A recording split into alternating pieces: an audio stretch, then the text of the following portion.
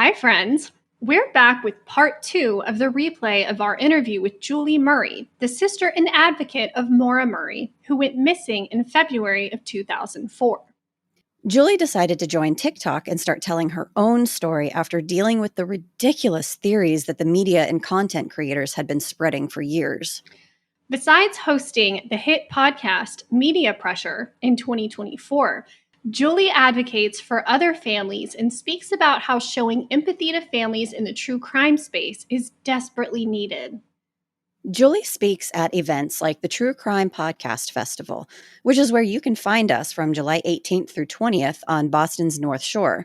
Grab your tickets at truecrimepodcastfestival.com and use the code WEIRD20 for 20% off. Can't wait to see you there.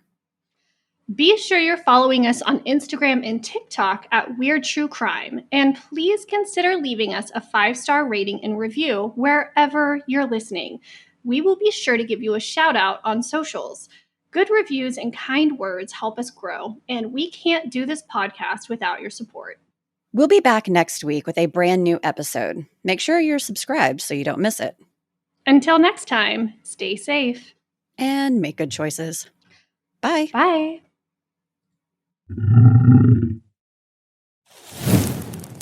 Fire Eyes Media. Welcome to part 2 of our series covering the disappearance of Maura Murray.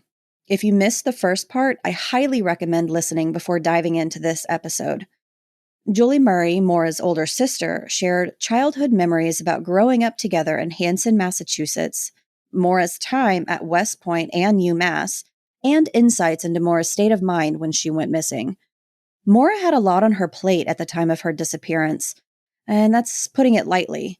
She had recently transferred schools and had gotten into trouble for using someone else's credit card, which landed her on 3 months of probation. She was also trying to support her older sister, Kathleen, who was fighting her own battle with addiction and a less than supportive partner. To top it off, 2 days before she went missing, she wrecked her dad's car after leaving a dorm party, which left her feeling guilty and ashamed. Needless to say, she was going through it. We know the last episode ended pretty abruptly in the timeline of events, but I promise we had good reason.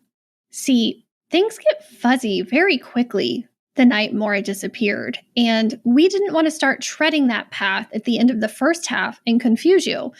So we're going to confuse you now instead. Julie helped to break down the events in an understandable way, as well as point out the poor investigation, missteps, and misinformation surrounding Maura's disappearance.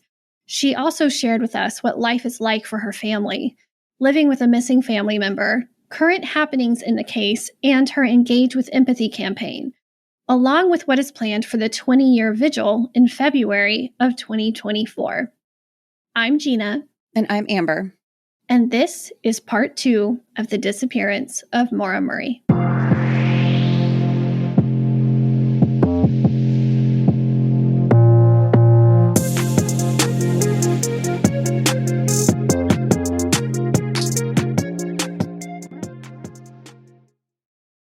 At the end of part 1, we learned that according to official documents, Cecil Smith arrived on the scene at 7:46 p.m.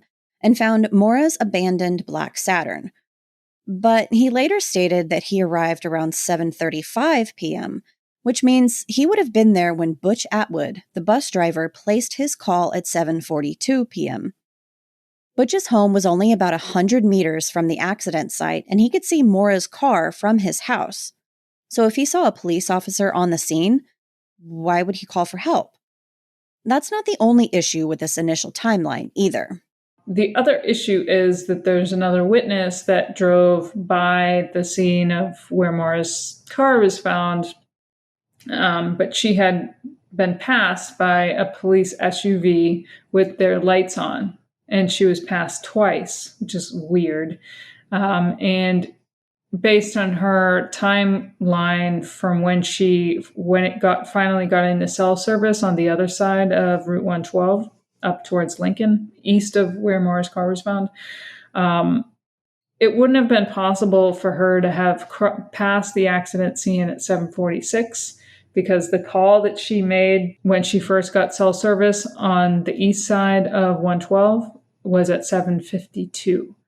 So it's at least 14 to 15 minutes to get from where Maura's car was found to that point where you first get cell service.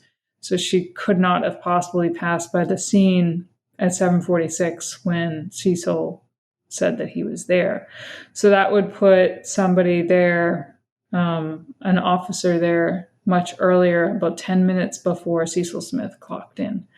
So I don't want to rewrite history, and I want to go with what's documented, and what's documented is the 7:46 timestamp where Cecil clocks in and says, "I'm there." Whether he broke protocol or not and was on the scene 10 minutes before and never called in, that's just speculation because we can't prove that. All we can prove is that he clocked in at 7:46. So that leads us to, well, who was this other officer speeding down, passing this other witness twice? It's very confusing. And this is the night of. So, we've had 20 years to kind of think about this and go over all the possibilities, but my family couldn't, and still hasn't gotten a straight answer from day one. And now we're 20 years down the road and we still don't have a concrete answer as to what actually happened. Cecil Smith initially searched Maura's car and noted in his report that the car was locked. However, there was another witness who said she drove by and the car doors were open. We don't know which statement is true because the car was towed away the same night. There was damage to the car, a small dent in the hood on the driver's side, a cracked windshield that looks like someone might have hit their head, and a white scuff mark on the driver's side rear bumper. Julie has clarified on TikTok that Maura didn't hit a tree because the dent is too bumpy and doesn't resemble that kind of damage. Interestingly, the car had a black box that tracked two events that occurred within 0.02 of a second from each other. The first event is the black box waking up, and the second event is the deployment of the airbags. Julie theorizes that maybe the sensors activated when the car went into the ravine and then tracked the impact. The black box data also indicated that Maura was only going about 20 miles per hour at the time of the accident. We know Maura steered the car back out of the ravine because it was found facing the wrong direction on the road. This factor led investigators to initially clock it as a DUI walkaway, meaning someone had been drunk and wrecked their car and took off to avoid being arrested. There were several items found inside Maura's car. In the front seat, there was an open sky blue cooler. In the back seat, some of the items found included an open box of Franzia wine from the previous Saturday night, a suitcase filled with clothes, black gloves, a stuffed monkey, a diamond necklace, 2 textbooks, a book called Not Without Peril, the accident form she picked up for Fred, and a broken Chrysler car part that kind of resembles a side mirror. To this day, the Murrays still don't know why the broken part was in the car or who it belonged to. Other crucial items were found inside the car, but we'll talk more about that later in the episode. There was also a rag found in the tailpipe. When Maura's car began smoking due to the poor state it was in, Fred, her dad, told her to put a rag in the tailpipe as a temporary way to block smoke in a pinch if she had to drive it in order not to be stopped by police. So did Maura put the rag in the tailpipe after the crash in an attempt to clog any smoke if a police officer arrived on scene? Or had she been driving with it in the tailpipe for an extended period of time? Fred was asked to remove the rag from the tailpipe when he saw it 4 days after the accident and immediately recognized it as one of his old work towels. The Murrays don't know if it has ever been tested. When Fred checked out Maura's car after the accident, he used a hidden spare key and started the car right up. It was still drivable. So that begs the question, why didn't she drive to the closest gas station? Maybe she decided her car was too unsafe to keep driving with the blown cylinder, so she stayed put to call AAA and wait for help instead. There is a dark, dirty mark on the interior of the A-pillar, the bar between the driver's side window and the windshield. Julie has spoken about this on TikTok and theorizes that it looks like maybe a dirty handprint or even a shoe print. If Maura had been pulled from the car, could this be the sign of a struggle? Julie did share that she does have some more insight into this, but it's not something she can share publicly for obvious reasons. Something significant was missing from the car, the rear view mirror. That style of mirror is attached with a screw, so it would have required some force to remove it. Not only was it not in the car, it's still never been found. And it's unknown if the mirror was on the scene when the car initially crashed. Maura's backpack, keys, cell phone, and the vodka and Kahlua she purchased were also missing from the car. Many different sources have stated that Maura packed a bag like she was going on a trip. But Julie takes issue with the word pack. Here's why. I take issue with the word pack because if you look at the items that were found in Maura's car, if in fact she did pack, she did a horrible job because what she had was, and I'll just go down some of the items. She had one singular sock, not a pair of socks, one singular sock. Okay. That right there is huge to me because, that makes no sense, especially if you're going into New Hampshire, northern New Hampshire in February. And she's familiar with the area. She knows that she needs socks. You need socks to be up in that area in February. She had one singular sock. She had no underwear, zero. Another huge red flag. Like, what college-age woman doesn't, pack that? She had 2 bras. She had an assortment of random shirts. She had 5 gloves, so 2 pairs and then a singular glove. No hat, no heavy winter gear, no winter jacket, no boots, nothing like that. So it was just so random, the things that she had. And, people say that she was going to meet someone. And I know my sister. And when I look at what she had in the car, there's no chance she was going to meet someone, especially a guy, with that list of items. She would have at least had some sort of blouse or maybe some sort of dressier clothes because she would always have that. And I'm speaking from experience. I've seen her go on trips before and I know what she would pack. And she didn't have any of that. Now, I don't know exactly what she took with her because her backpack was missing. So perhaps she had a pile of socks in her backpack and some underwear, which would make all of this make sense. But as I see it, and based on what I know, it doesn't make sense, the items that she had. When a person goes missing, the first 48 hours are crucial. Unfortunately for Maura, there was quite a bit of inaction and missed opportunity as soon as Cecil Smith arrived on the scene. The Saturn was registered to Fred and had a Massachusetts license plate and a UMass parking sticker on one of the windows. When Smith saw it was an out-of-state car, he should have immediately run the tags. Julie said they were told they ran the tags, but if that were true, why wasn't the family notified that Maura was missing until late Tuesday, almost a full day later? Fire and EMS were called to the scene, but were sent away after only 6 minutes when the driver of the car couldn't be found. It's hard to know what the protocol is in this situation, but the airbags had been deployed and the windshield was cracked in a way that showed the driver may have hit their head. There was also an open alcohol container in the car. So we're talking about a person who might be intoxicated with a head injury in freezing temperatures. 6 minutes is not enough time to thoroughly search the surrounding area for a potentially injured driver. This is a huge missed opportunity and a complete failure by the responders. Because the Murrays didn't learn of Maura's disappearance until late Tuesday, Fred wasn't able to make it to Haverhill until dawn on Wednesday, the 11th.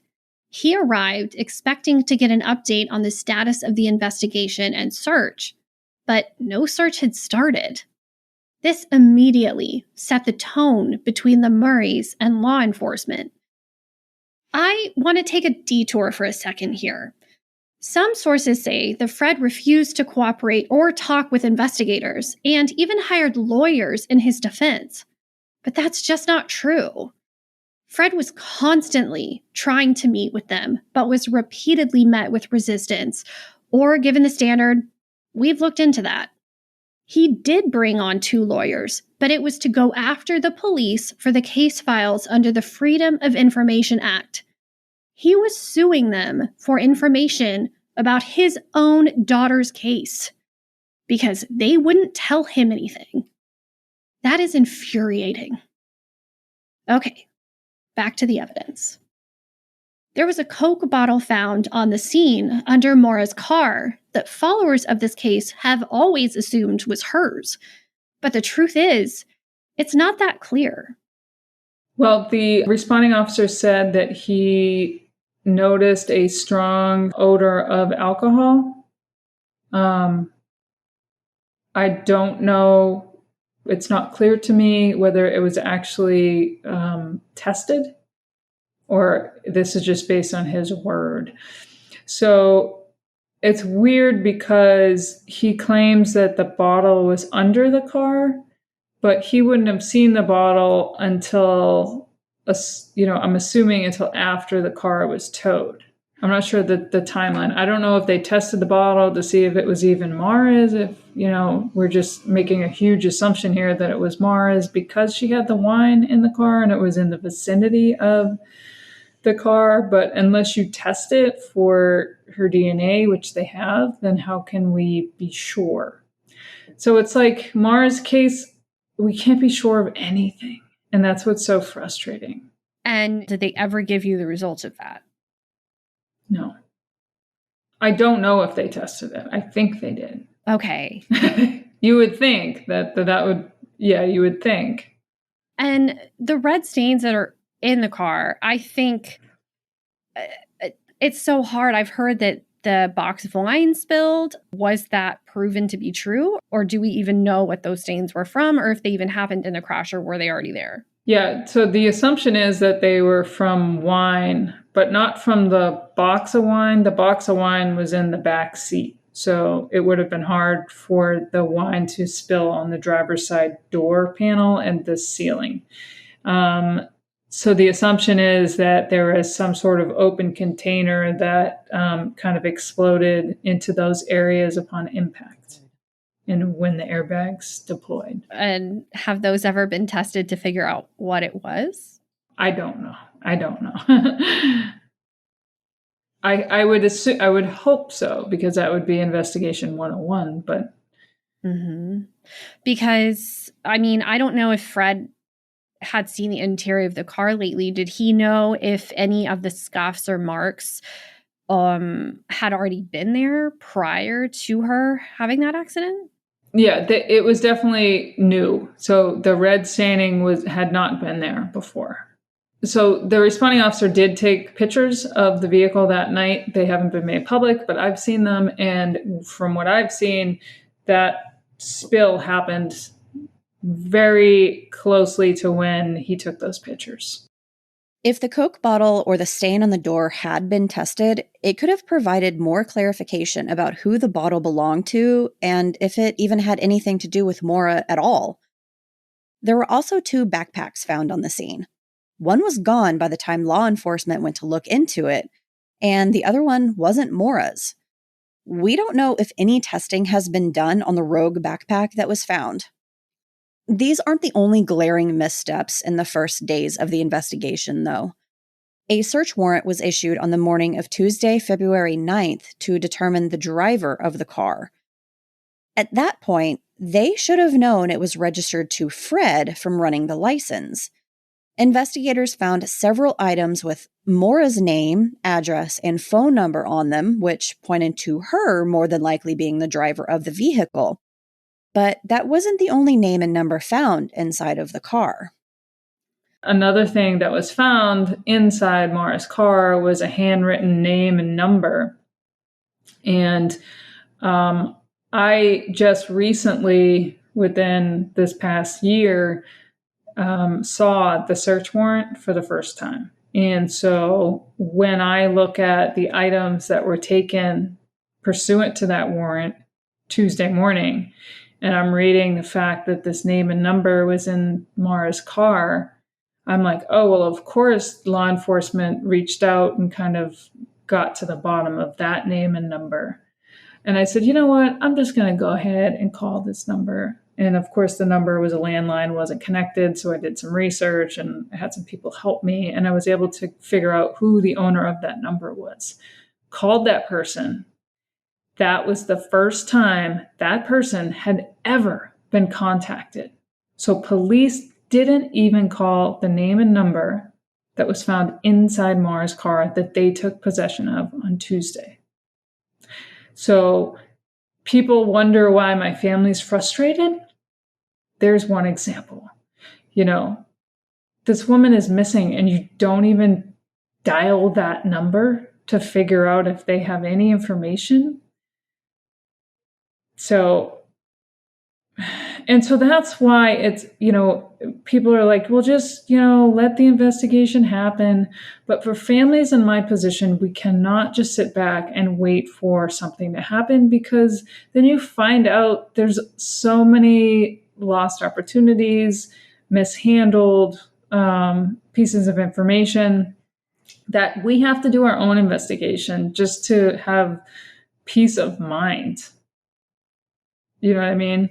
So that's the biggest thing is, finding out that that number was never called, finding out that Maura called that condo owner in Bartlett, New Hampshire, and police never called her until months and months later, only after my family called her and said, hey, your number is in Maura's phone records from the day she disappeared. Do you remember what the conversation was? And the woman, Linda, was like, that was months ago. If you had asked me months ago, I would have had a better answer for you, but I just don't remember. And so another lost opportunity. Why weren't all the numbers associated with this missing woman called? Why did it take my family to call and then raise hell for them to act? The number in Maura's car belonged to longtime friends of the Murray family. Her phone records indicate that she talked to someone with that phone number in January. Even if it was nothing, it's their job to follow up on it. When asked if she had any idea why Maura would take a last-minute trip on a school night, Julie genuinely has no clue. It doesn't make sense for her to go up to that area during a school week right after winter break. Yes, she had been stressed out and struggling, but would that be enough of a reason to jeopardize her nursing program? Julie shared that the things Maura packed were not her standard attire when meeting up with someone. She had seen her pack for trips before. There were no blouses, dresses, or any of the other normal items she would take when meeting someone else.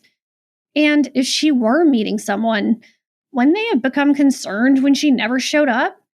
No one has come forward saying they were meeting her that night. Or if they have, the Murrays aren't aware of it. As we've mentioned, there have been many theories and stories spread about Maura's upbringing, her actions, and what was or was not found after she went missing. We aren't going to discuss those here because they hold no weight and do nothing but hurt Maura and her family. There has been quite a bit of victim blaming and tearing apart of Maura's character because of the mistakes she made in her young life. But honestly, who among us didn't make some poor choices as very young adults? No, we did. Maura's case is intriguing enough on its own. We don't need to sensationalize it. The Murrays are already navigating life with this horrible trauma, and now they have to defend themselves against things that never happened. It doesn't help the investigation and causes them more harm.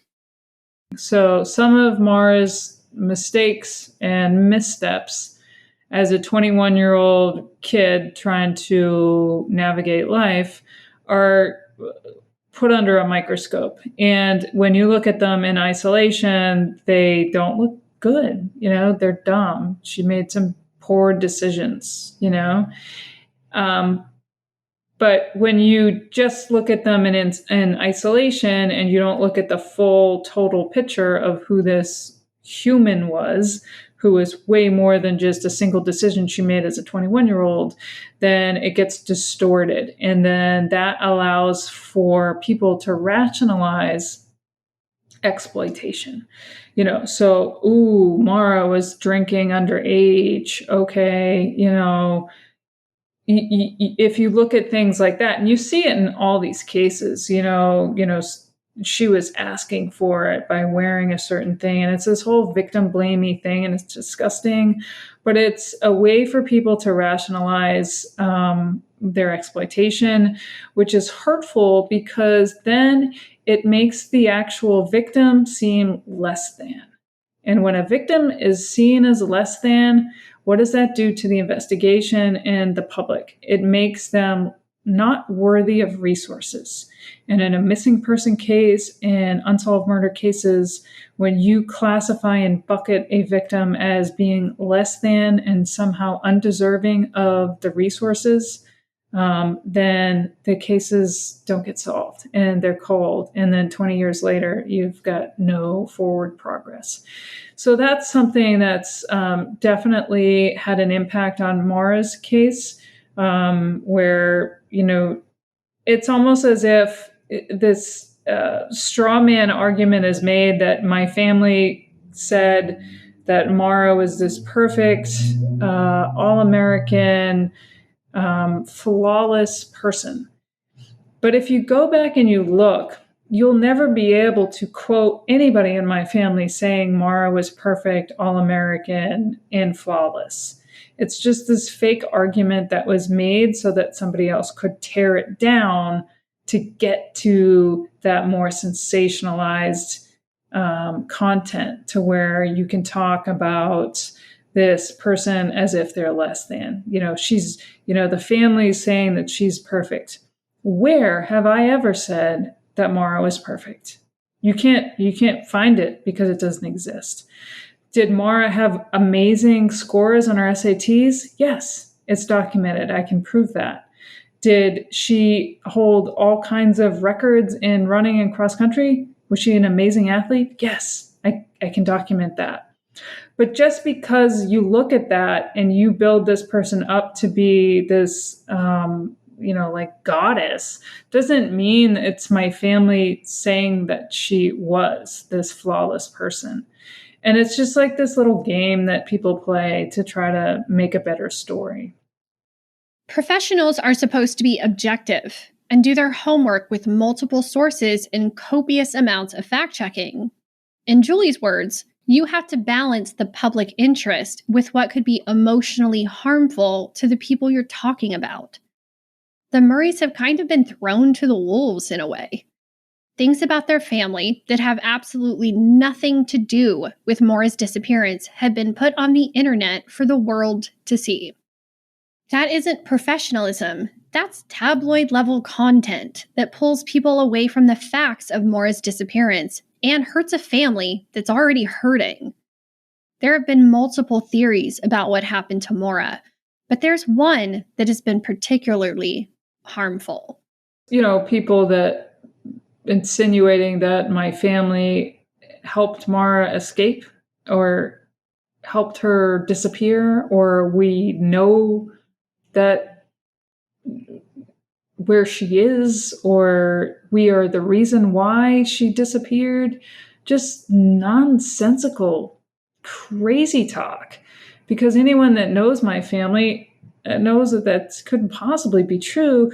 But more importantly, why the hell would my family put ourselves through this for 20 years if we this is all just a ruse. I'm doing this for my own health, or my own selfish reasons. It's like, it's nonsensical. And so, you could kind of get away with that kind of talk early on, but come on, we're 20 years down the road. We don't know where Maura is. We didn't help her escape to wherever you think she is. These theories make people think that Maura is undeserving of attention. An example of this is the fact that Julie says she sees comments online from people saying they're sick of hearing about the Maura Murray case. It's hurtful. You're talking about a human being that is loved and missed by so many people.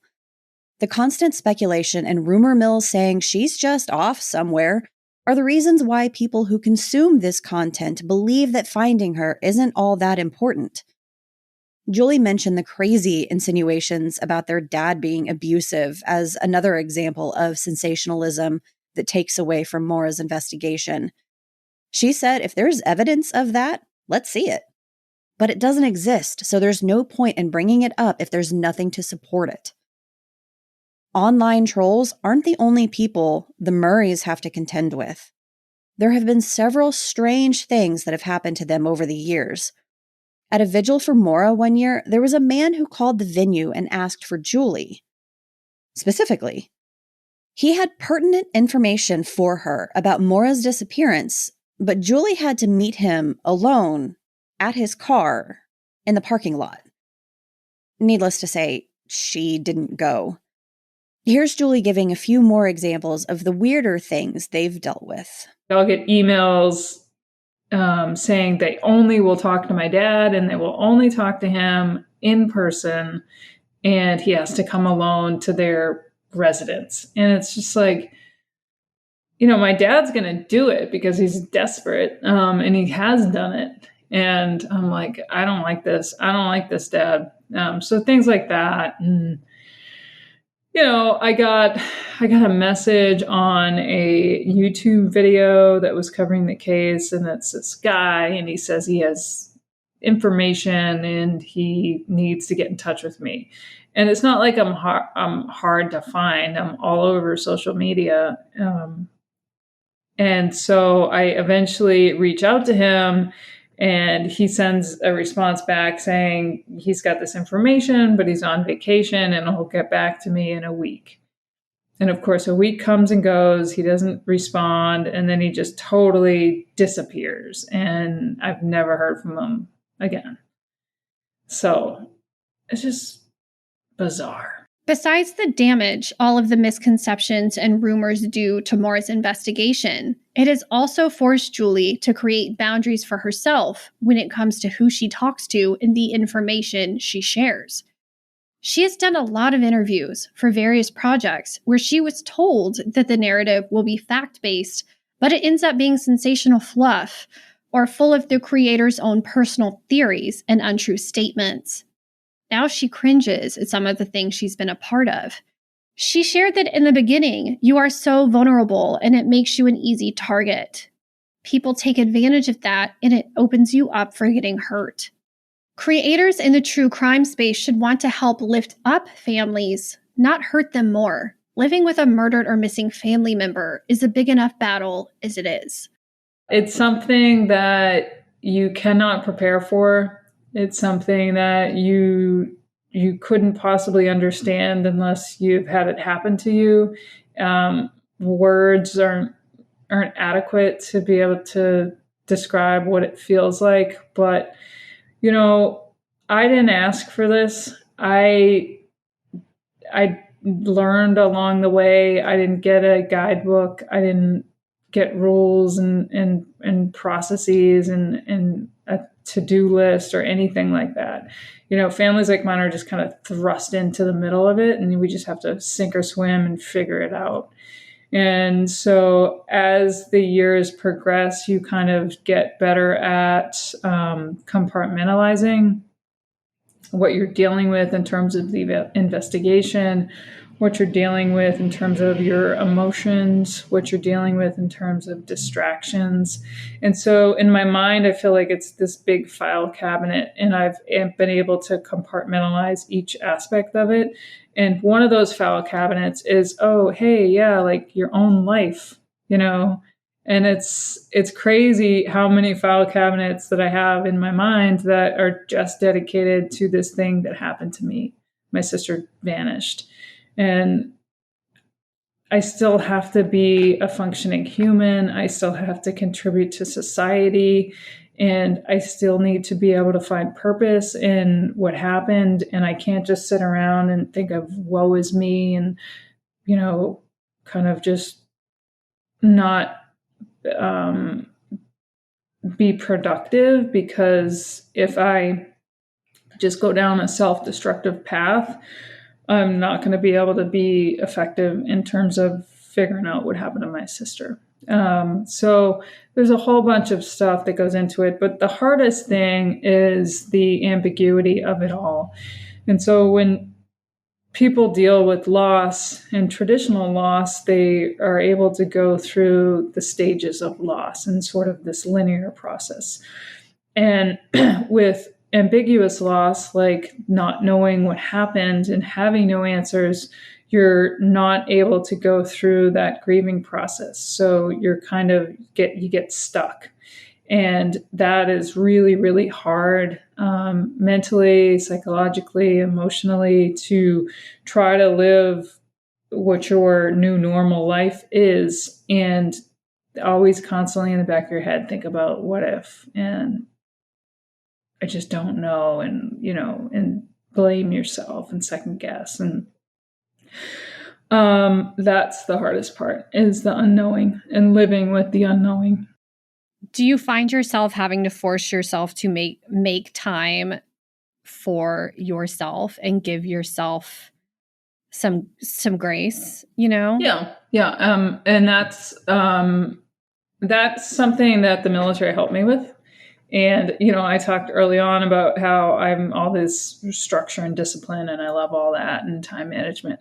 That's actually really, really been helpful for me. And I think it's allowed me to be as effective as I have been in terms of managing all of the stress and emotions that go with this, is my military and my leadership training from the Army in West Point.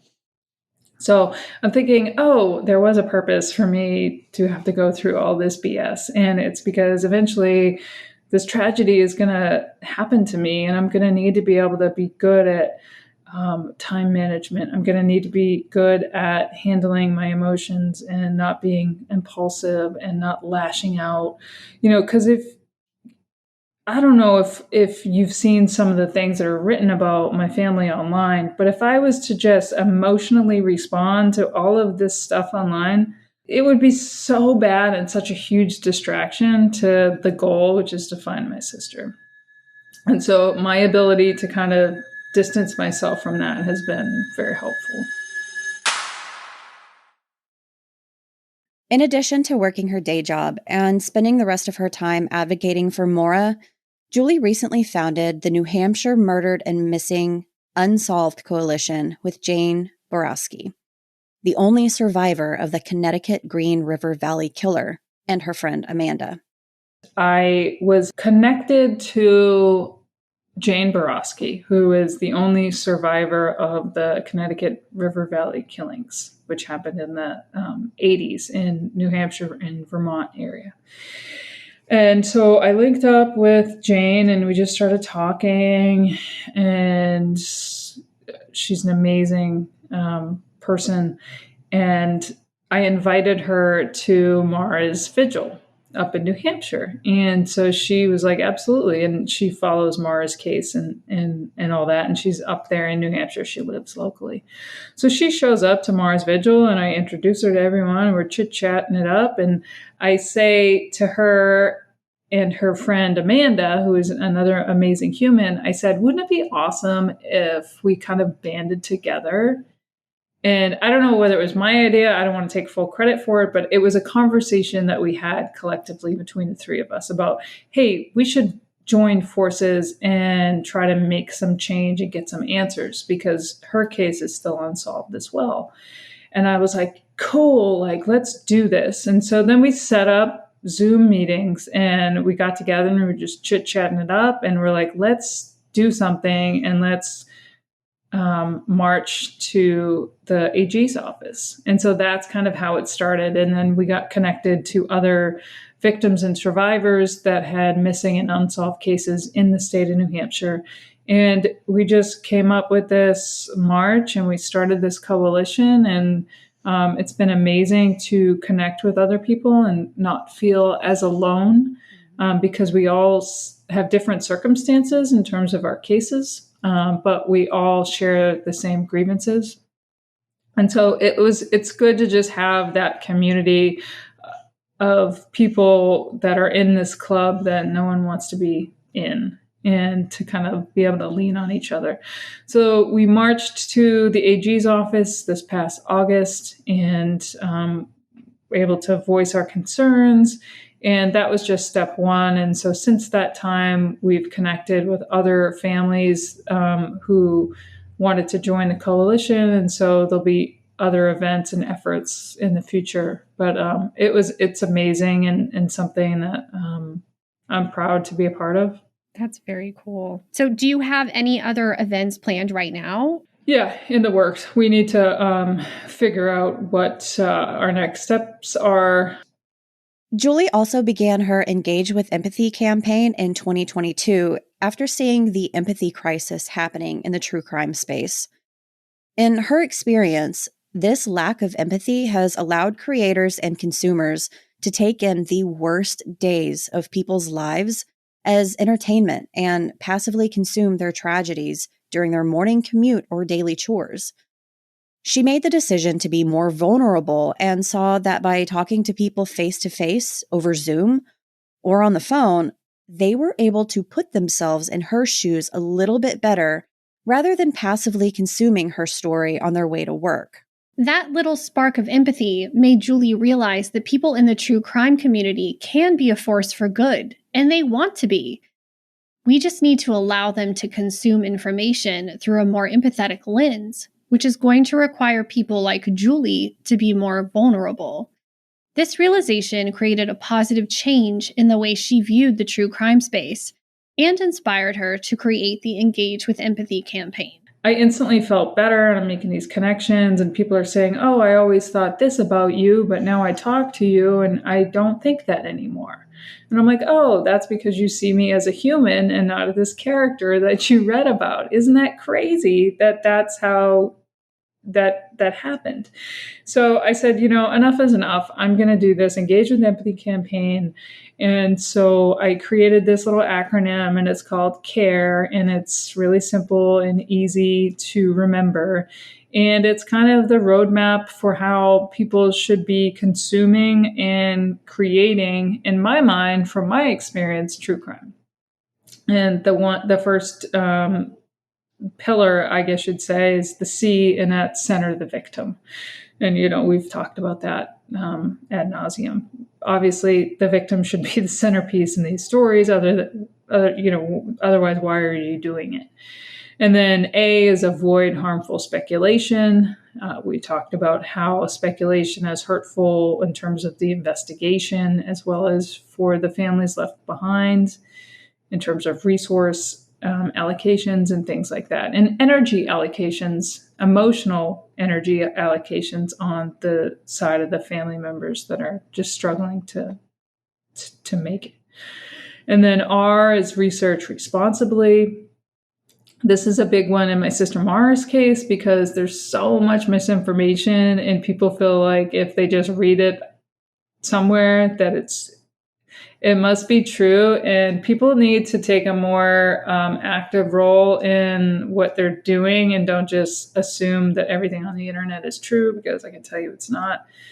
And then E, engage with empathy, because families like mine didn't choose these paths, and we don't have a way out. And so engaging us with a little bit of empathy is going to help us be more vulnerable and share more to hopefully move the investigation forward. Because a lot of times people develop this mistrust for creators and the media, and are just kind of turtle up and don't want to share and don't want to talk about. And that's really, really problematic, especially for these voiceless victims. If the people that knew them the best are now not able to trust creators and media types, then their stories are going to get lost and people aren't going to pay attention. And that's the worst possible outcome for the victims. And so that's why it's so important to just be a good human. It's not hard. There's no cost involved to just be a good human and treat these tragedies with a little bit of empathy. As for what we as creators can do for the families who shut down and don't want to talk to us, it's simple. We just need to listen. A lot of times people approach these families or victims or survivors as potential content. And having been in this space for 2 decades now, I know when people are only talking to me because they want to land an interview or they want to create an episode and they need my voice behind it. It's very, very evident. And I'm able to kind of weed through those, but there's tragedies happening all the time, and you've got these vulnerable families that are just vying for attention, and they'll say yes to anything and anybody, and people take advantage of that. And so it's important to treat them as if they're humans and not content. And it shouldn't be that difficult to do. And don't treat them as if, I've had situations where people just want to ask me those questions to get me to cry. And it's like, oh, that just doesn't feel right.